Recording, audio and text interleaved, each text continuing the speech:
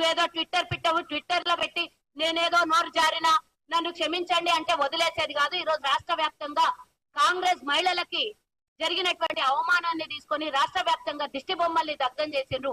అంతేకాకుండా కేటీఆర్ బయటికి రాకుండా ఇంకా క్షమాపణ చెప్పకపోతే రేపు నీ ప్రగతి భవనం నీ టిఆర్ఎస్ భవనం ఇంకొకటో ముట్టడించే అవకాశాలు మహిళలు మేమేం రెచ్చగొట్టట్లేదు. ఈ రోజు మీరు మహిళలకు అవమానకరంగా మాట్లాడి ఈ రోజు మహిళలకి మీరు డాన్సులు చేయండి, లేకపోతే క్లబ్ డాన్సులు చేయండి, లేకపోతే ఇంకో డాన్సులు చేయండి అని మహిళల్ని అవమానపరిచినటువంటి మిమ్మల్ని ఉరికిచ్చి కొట్టే పరిస్థితి తెచ్చుకోకముందే ఇమీడియట్ గా బయటకు వచ్చి ప్రెస్ మీట్ పెట్టి క్షమాపణనన్న చెప్పండి, లేకపోతే అమరవీరుల స్తూపం దగ్గరకు వచ్చి క్షమాపణ అడగండి.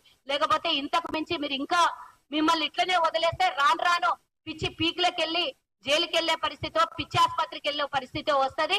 ఇట్లాంటి పిచ్చిని వదిలి